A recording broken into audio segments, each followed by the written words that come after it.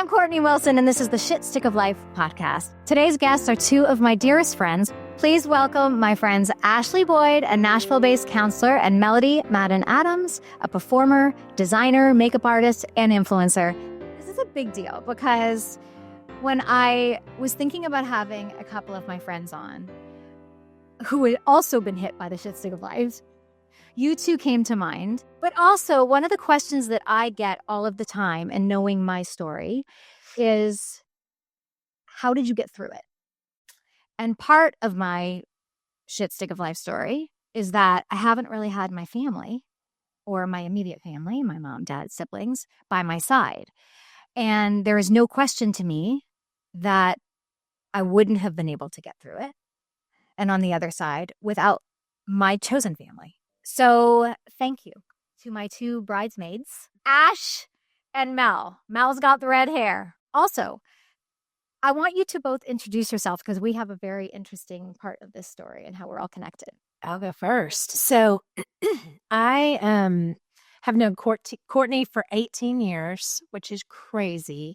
Our kids, we're in preschool together. We moved here in 2006. And in 2007, our kids were in Mommy's Day Out. Yes, Mother's Day Out together.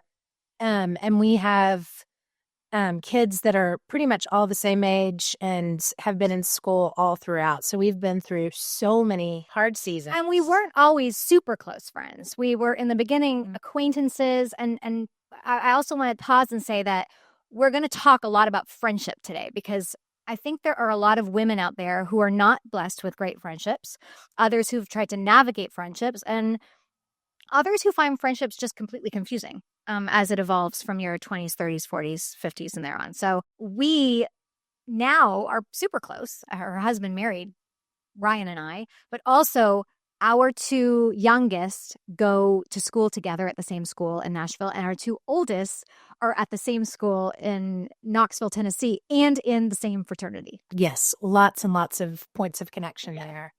So then jump back to I'm 18 years old, so 30 years ago.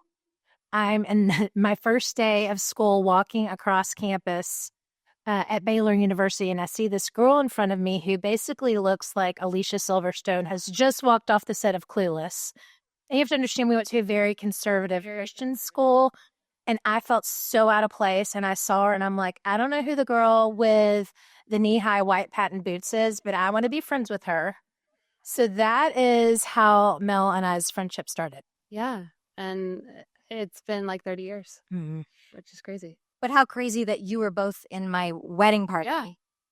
But you knew each other longer than you knew me. Yeah. And walked her down the aisle. And walked me down the aisle. Okay, so Mel. Yeah. A little bit about you. I was trying to remember how we put it all together, like as like you guys were talking. And I know that Kortney and I met, we were both kind of brought in to chair a beloved like community local theater company fundraiser.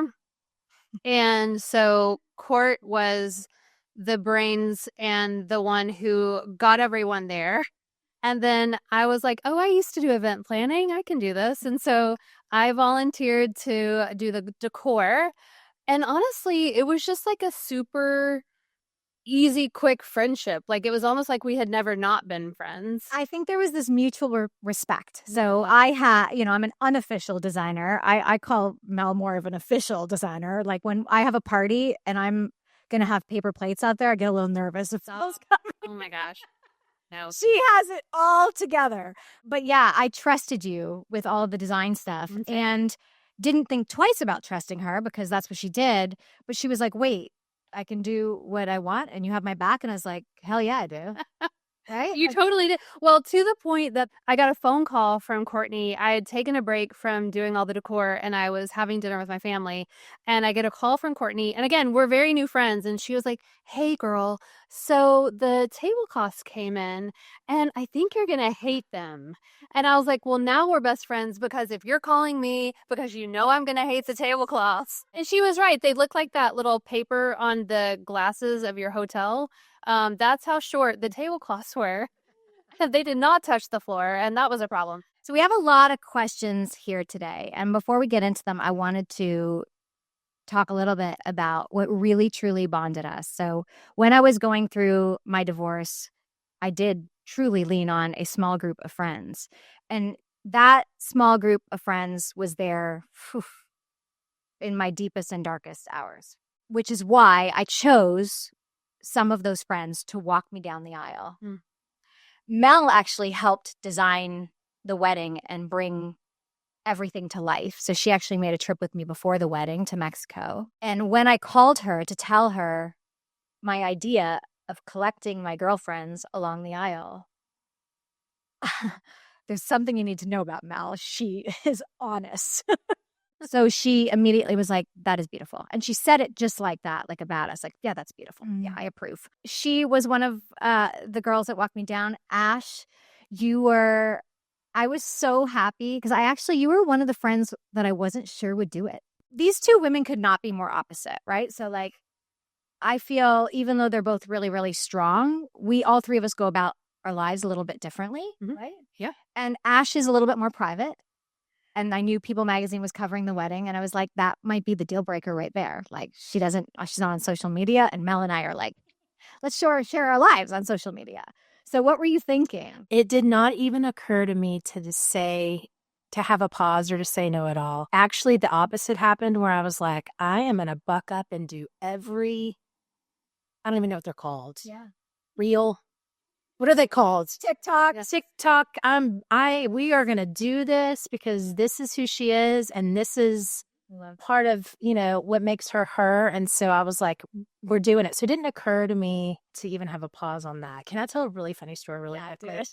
So Mel helped Ryan pick out the engagement ring. And I was in Whistler with Kortney and Ryan and I cannot go into all the details of what led up to the engagement, but the one thing that Mel said is, and Ryan was absolutely like, she has to get her nails done. There's going to be a videographer there, and she's going to want her nails to look amazing. And I am not kidding you when I tell you that when we went to the spa to get our nails, I think it was the woman's first time to ever paint nails. I call Mel and I'm like, I don't know what to do because this is a train wreck. We get on the lift. The day she's getting, I'm getting engaged, and we're going up the lift, and I said, I took off my gloves and I went, oh wow, all my nails are chipped. And I saw Ashley face, but now it makes sense to me. I was like, what are we going to do? Okay. And like, you really wanted to nail it. And so I think like that was part of it too. You're like, Mel's going to be mad at me. I was going to say, Ashley's also like, Mel's going to be mad at me. Right. Because I think it had been 2 years since I had my nails done. So I'm like, we have to nail this. So anyway, today is about how to overcome your shit stick of life, how to get through your shit stick of life. And I really want to bring it back to that. Friendship has been a huge part in how I did that and how I navigated that. But friends can change throughout the years. And so we asked my followers and friends of the podcast what their questions were. And I was kind of surprised that a lot of women really find friendship hard. So let's get into some of them. How honest are you with your friends? Some can't handle the truth. Mel? I mean, I feel like my true friends know just like you named it before. I feel like I am very honest. Even when I have hurt them, I really want to have repair. And so I want them to be honest with me. When you have somebody that's really sensitive, do you hold back or do you stay true to yourself? I feel like there are ways to do both. I want to be sensitive to their feelings. However, I'm not going to lie or not tell the truth. Fair. I mean, I think that's actually a really big deal because a lot of friends would lie. There are lots of situations in which friends would lie. You're a therapist, Ash, so I'm sure you hear of this a lot. Yeah. For me, I think there's two different things that I use. I think that they're inner circle friends. They get the full version of me and I want the full version of them. And then there are friends that are a little bit more on the outer circle where they get some of me. And then there are friends that are really kind of on the periphery where I can have fun with them. We can play together, but we're going to splash around in the shallow end of the pool. If I try to drag them or throw them off the deep end, they're either going to wind up drowning or I'm going to wind up drowning trying to save them. And so I think trying to evaluate where am I in relation to these friends? So good, Ashley. Oh my gosh, that is so good. This kind of comes down to the, friendship for a reason, a season, or a lifetime. Yeah. So, the people that you're splashing around, it's for a reason. You're at a party, or You like to go to concerts. you like to go to concerts. You need a friend to shop with. That's right. Yeah. And then the friends for a season are interesting because they are usually hot and heavy, getting you through something. And they don't always last forever, and that's okay. I've had friends, I think we all have, that have come into our lives, and I don't regret those friendships, but it feels like sometimes they don't last forever. Mm. What do you think for the people that have asked questions, and there are lots of them, how to make friends in their 40s? I mean, somebody actually wrote us saying that they have no clue how, as an introvert, they can make friends. And I, of course, don't relate to that because I'm an extrovert.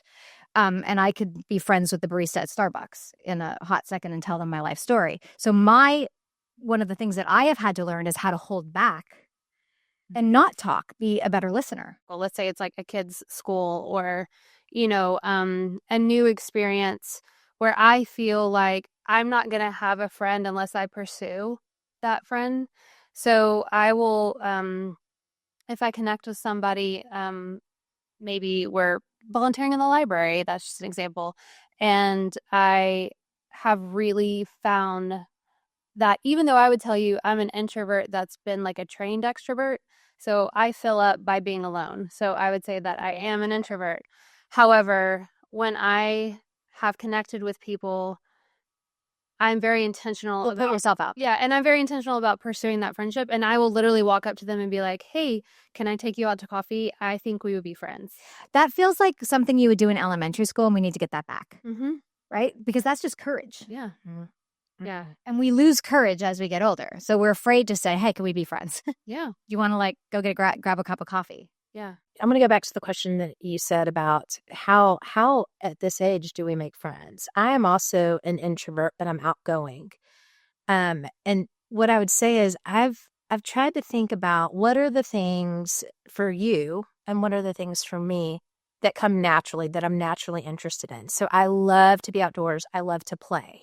And so I have actually met a lot of friends through just showing up at the Y and playing pickleball. Wow. I don't really necessarily I love them, but they're not going to be the person that I call with my deepest, hardest wrestling, but they are friends. Right. And for me as an introvert, I have my inner circle friends, but I love to play with them. Now, if I didn't have my inner circle friends, that might be an opportunity for me to move towards. But I think for you guys, it might be what comes naturally. Do I like to read? Do I want to, if you do, join a book club? Do I like to be outside? Let's find common interest. And then when I feel a connection to someone, I'm going to be moving towards them. It feels just like effort, right? Like in anything you do, whether it's your business, like people want everything to come to them. We make an effort in our family. So this year, one of our efforts was to have a few more friends, couples friends that were not a part of my previous relationship. So for Ryan to have some new guy friends who didn't have my ex-husband's name come up, and that was actually one of my things that I wanted for him. And so this year we've already had 2 couples over. I love that. But it was an effort. We had to make the plans, ask if they wanted to come over, make dinner and do the whole thing. And so I think a lot of people want this to just come to them. Yeah, I mean, and sometimes it does. I mean, I'm a professional actress and I perform in theater and stage a lot. And just by default, when you are cast in a show, you have almost like this instant group of friends. And what's fascinating about that for me is even the grief of the show ending, because you realize that that was a moment and you have to let those people go and you may never, ever be together again. And that was something that I feel like I learned very young, that very similar to what you said. Yeah. Some people come to your life and then some people go. And to get more at ease, it's never easy, but to get more at ease with people coming in and out of your life and what they added. And some I've continued to have really close relationship with. But just by nature of my work, it is where I'm lucky to be in new relationship a lot. I get a lot of practice. Right. You know? We had a couple of people ask about male friendships with women. What do you think about it? Because I have had male friendships, not a lot of them, and most of them have been gay men. So that's something to consider. But can it cause some issues? Well, anything can cause issues. Anytime you get close to anybody, there's a risk involved, right? Because things can go sideways. I think it depends on do you have a significant other or partner? What are the boundaries that you guys have determined in your relationship? There are a lot of advantages to having a guy friend because they bring a different perspective.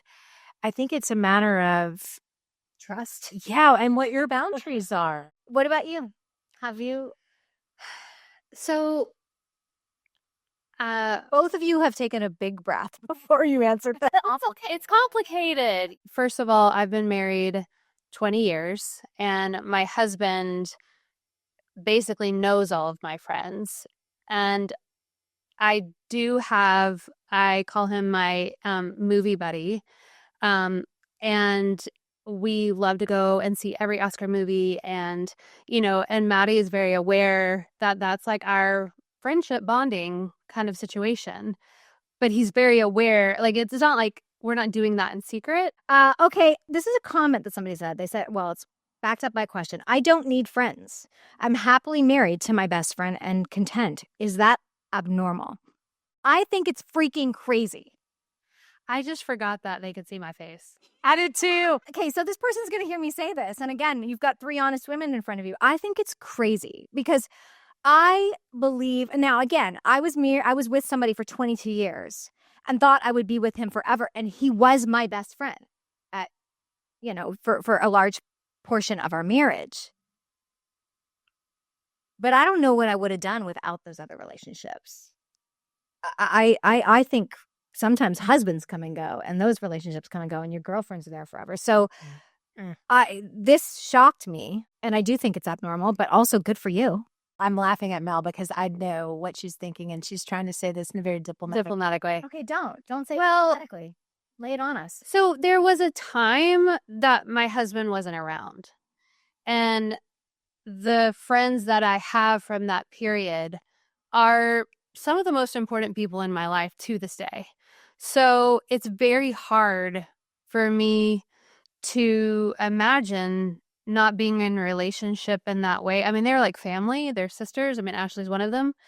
But I think about the time before they met that person, that partner. And so were you friendless? So I just have questions, I guess, because Friendless. or, Drop everybody like right, right. So I think I just have questions around that because for me, my husband can't be everything to me. No. I just can't imagine a world without those relationships. So for those of you who are listening and there will be some that say, but I don't have any friends. We go back to one of the first questions which is it's essential. Yeah. Now, some people, I've had people comment to me like, you have so many girlfriends. Like, are you really that close with all of them? And the answer is no. I have lots of girlfriends. And like Ash mentioned, some of them have been here for a reason, a season, or a lifetime. I have friends from middle school elementary school really, that I still keep in contact with that were also at the wedding.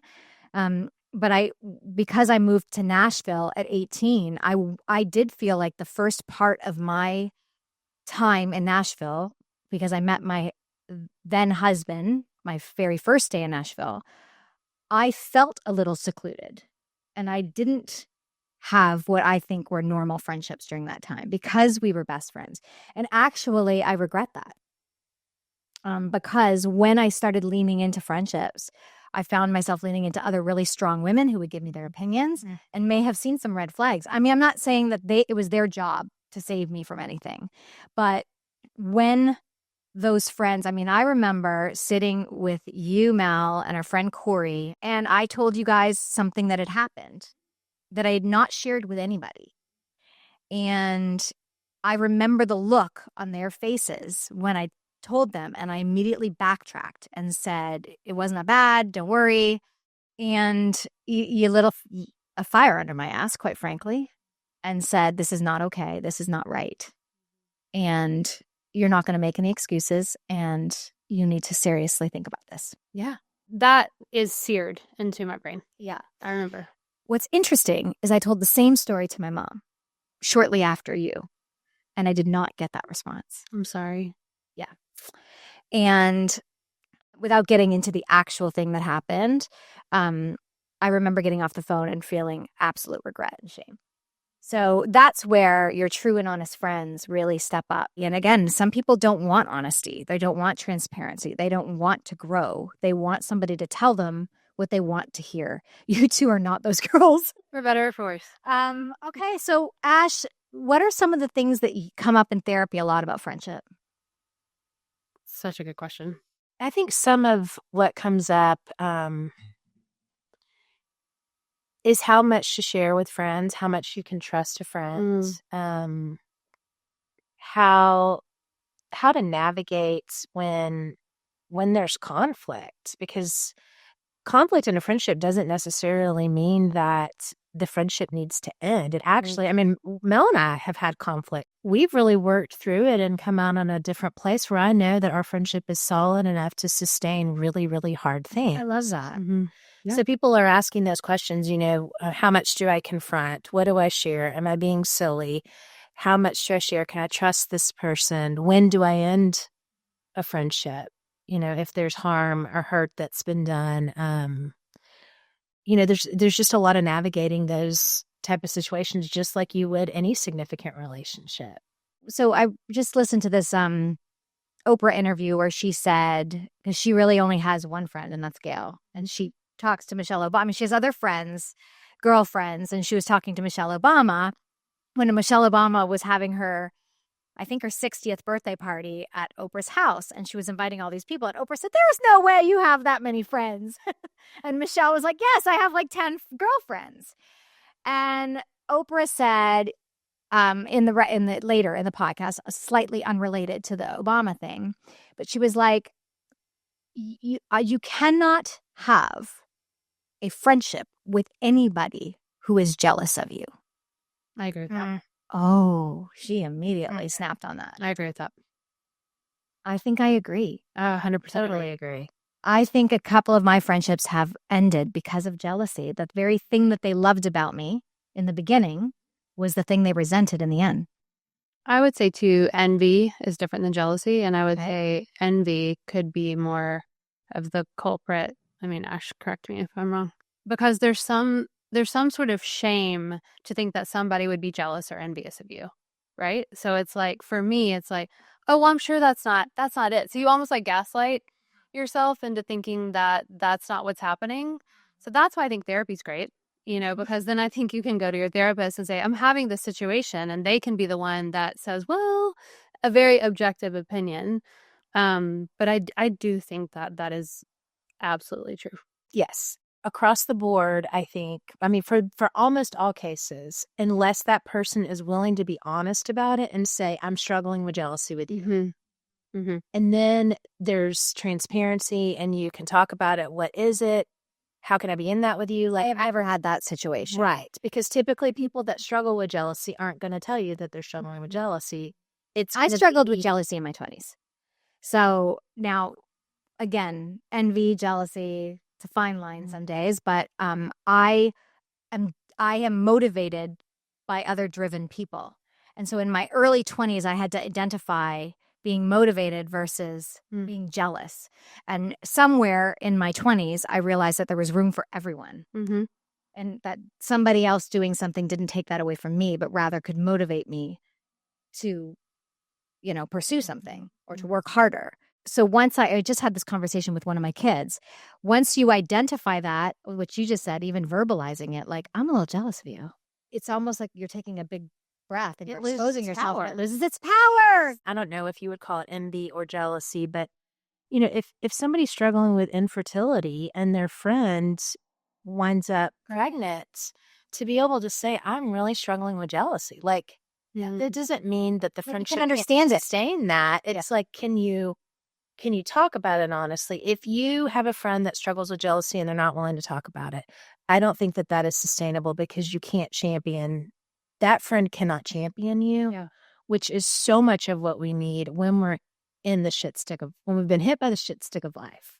Like if I'm jealous of you, I can't champion you by going, this is freaking awesome. Right. And vice versa. Like I have surrounded myself by people like you guys, so that are strong and motivated and we all have our own thing. I also think when someone is celebrating you. Like that is a feeling. The true test of friendship is not when you're going through a tough time, but rather when you're succeeding and things are going right for you. Absolutely. Because when you are struggling, it's easy for people to step in and want to save the day and, pick you up, because some people thrive on rescuing. There it is. And the minute that flips and that person is doing well, I've found it's harder to feel that support. Yeah. I think maybe it's just getting older, but it just becomes really crystallized as to who is celebrating you, who is for you. And it may not even be a negative thing. It just may be silence. Ooh. Yeah. What would either of you tell your 20-year-old self or 20-year-olds who may listen about friendship? You're skinny and hot. Em, are you listening in the background? Don't forget it. Trust me, you'll look back at pictures. Oh, yeah. No. Okay. Sorry. I got sidetracked. Also, were you a good friend in your 20s? Were you a different friend in your 20s than you are now? What have you learned? I probably had more time. Right? You know what I mean? Like, I feel like there was a lot more time to be a friend in my 20s. Okay, that's fair. And that was probably beneficial. Which actually, when somebody asked, when friendship is one-sided, so you're always the one to do something and the other, it is a bummer. But also that comes down to personality types. Like people know that I am going to throw a party. They know that I'm going to be okay with inviting people over and over and over without the. You are a pursuer. I am a pursuer. Yeah. I am not good at that. But I am 100% not good at that. But I know that about Ashley, so I know not to be offended by not being invited over because I know I'm not the only one. I'm not inviting many people over, and I probably have lost my phone for 2 days. Yes. I just am not a good responder. Yeah. Again, I go back to I had this anchor group of girlfriends that I met in college that were my ride or die, still are, that I knew were always there to catch me. And that was so powerful. Mm-hmm. And I felt like I could live life, and I knew, and they have. I mean, I've made mistakes and I've confessed that to them, and they have been there to hold me, and I think that is a gift and it's special, and I don't think that it's typical. Right? I don't either. And, it's years ago when I was probably about that age in my 20s, I had one, maybe two kids. They were babies in diapers. I had a really good group of friends. Now, I will tell you that our friend group kind of broke out, which, for people listening, I want you guys to know this happened. Yes. All right. This just happens. We all just kind of went different ways and stuff happened. But at the time, there were a handful of us. And I'm going to tell a story that may or may not make this podcast. Amazing. Okay. Can't wait. I was a new mom, young, broke, the whole deal. And we were all going out together, and my mom was making a trip in unexpectedly. And I said, I can't go. And they said, just bring your mom. And I said, oh my God, I don't know if she can handle us. That was the truth of the matter. Mm-hmm. But they were like, oh my gosh, how bad can we just bring her? And it's not that my mom was bad. I just didn't think she could handle our friendships. No. So I brought her. And we were having a great time. And Mom was smiling all night. We were asking questions they asked my mom, oh, is she the black sheep of the family? And my mom said, yeah, I think so. It was kind of, awesome for me to hear her reveal some things. But my good friend, we'll call her, I don't know, Mary. Mary from Brooklyn says something to the effect of, my mom didn't have the sex talk for me until the night before I got married. And then she proceeds to use hand motions to gesture a BJ. And she says, my mom said, if he makes you do this, you can divorce him. And then she turns to my mom and she says, little did she know I could suck the chrome off a truck. Oh, Yeah. gosh. Okay. A little too late to be having that conversation. Yes. Right? And my mom laughed, and I was like, oh my gosh, I was so mortified that my mom was listening to this. I thought it was hilarious, of course, but I was more worried about my mom being exposed to my friends in this way. So we get in the car, and I'm like, oh, I'm waiting for it. And I said, well, did you have fun? And she goes, you have a great group of friends. I said, thanks, Mom. And she goes, I just have to ask you one thing. And I thought, oh, shit, here it comes. She goes, you know, when they were all talking about, and I'm thinking the BJ moment. Sure. And she says, when you guys were talking about going to that restaurant and you said you can't afford it, that you're going to have to bow out. And I said, yes. And she goes, why did you tell them that? And I was like, what do you mean? And she goes, well, you said you had no money and you couldn't go. And I was like, because I'm broke. And she was like, I know, but why would you tell them that? I'm wondering if that was a generational thing. Because all of my girlfriends, I am super transparent with. I mean, we talk about everything from our vaginas to our kids. Our kids are going to be mortified that I use vagina and kids in the same sentence. But it's funny that you bring that up because I think that for me, what I would tell my 20-something-year-old self is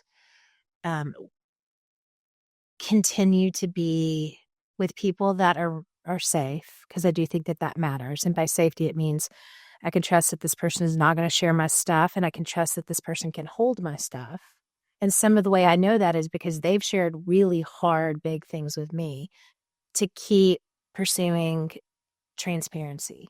Some of my 20s was pretty lonely because I did have that in college, and then I moved into a different season and realized that's not the norm. And so there was a part of me that was playing the part to try to look a certain way and not go deep. And I was really lonely. And some of it was because the people in my life, I don't think were necessarily safe enough to go as deep as I had. But that's friendship, is you get to know I'm broke. with your mother. My mom didn't have friends. Yeah. I don't remember my mom having many friends. You know, my parents are, I was a pastor's kid. Yeah. So even with that came a lot of shelter of what we're allowed to tell people. Mm-hmm. And so there was a lot about appearance. There was a lot about living this like fishbowl life, and that people weren't safe to share your story, to your truth, to be honest. You know, we want to be perceived a certain way, so to speak. You know, I couldn't leave the house without lipstick on. You know, it was that, you know, important. And so I was also raised that you didn't really rest. Like you kind of were always doing, you were always productive.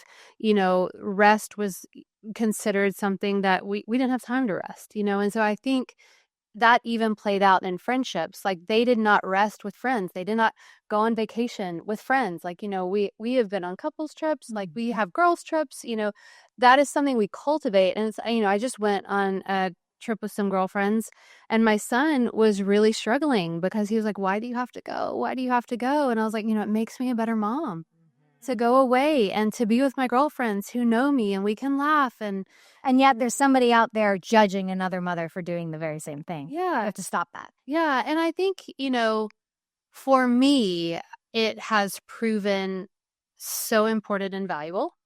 And I think even for my husband to see how much it makes me a better mom, a better wife, a better friend, and how important even cultivating that time away is. And that was not modeled for us growing up. It wasn't modeled for me. So it's something I've really had to, you know, be intentional about. And even in parenting, even in motherhood, just communicating it's important for mom to go away and have time with her girlfriends, you know? What is the difference between how your mom communicated with you? Go a little deeper with that, and how you communicate with your son, Elvis. Well, I've had 20 years of therapy. Motherhood was very much not a guarantee for me. My husband and I were married for 10 years before I got pregnant, and it was a complete surprise. So, meaning when you got pregnant, you weren't trying at that point? Not at all. No, and we had totally thought that it wasn't going to happen for us. And we had talked about different things. Do we adopt? Do we not? And we kind of were still just like in this limbo. And yeah, it was so much a surprise that I sent him a photo of the pregnancy test. And he goes, "Why are you sending me this iStock photo?" For all of you, iStock used to be a photo that you would get off the internet. And I was like, that's an actual pregnancy test that I took. And it's positive. Congratulations, question mark.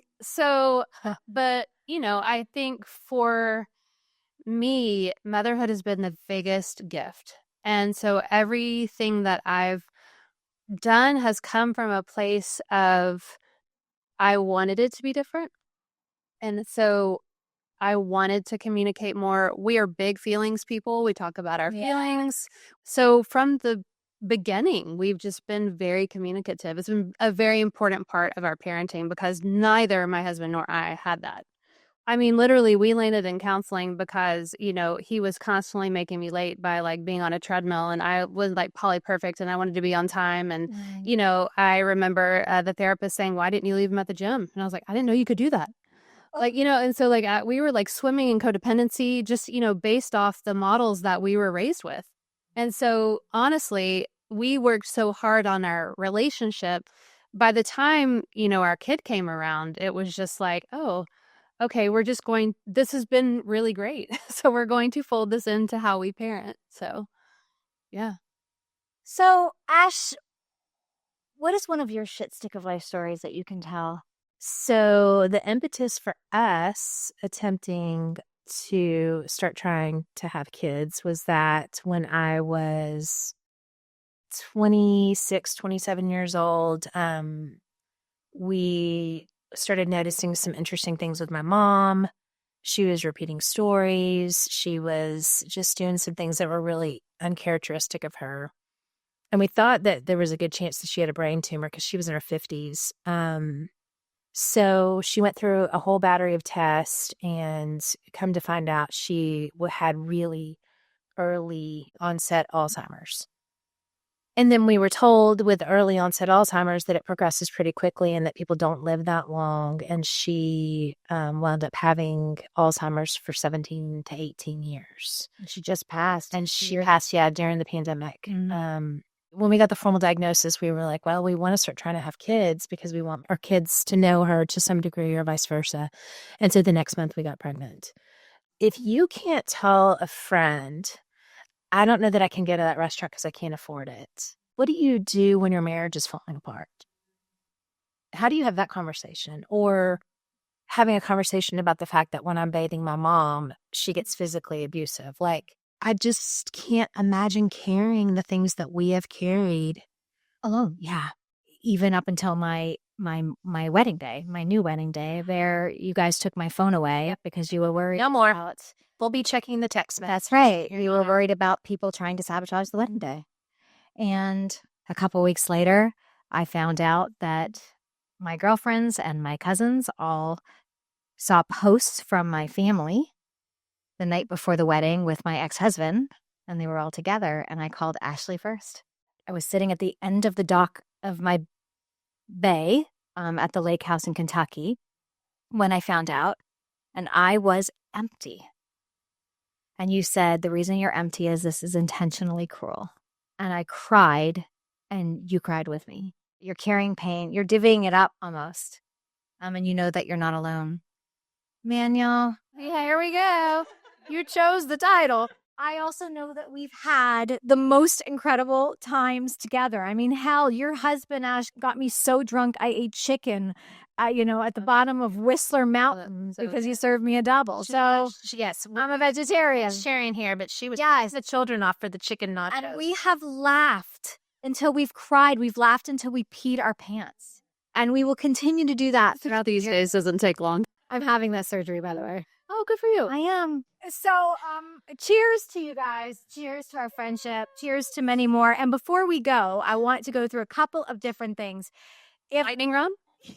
Well, yes. If any of us were a golden girl, which golden girl would we be? Blanche. I mean, me. You're Blanche. For sure. Freaking Dorothy. Who would I be? I've been told Dorothy. I've been told Dorothy, too. So if you're Dorothy, who am I? I think you're also Blanche. Sex in the City. Oh. Which one? I think I'm a Carrie that wants to be a Samantha. I was going to say Samantha, so. I have a confession. What's that? You've never seen You've never seen it. Oh, I don't know if we can be friends. I know. What have we done, I know. On that note, Love you all. Love you. Yes, very so much. good to be Let's do a together. part 2 down the road. Yes, so fun. Okay. By the way, you can find out more about my friends in the show notes, including Mel's Instagram page. Ashley is not on Instagram. And of course, send us your shit stick of life stories. We want to hear from you.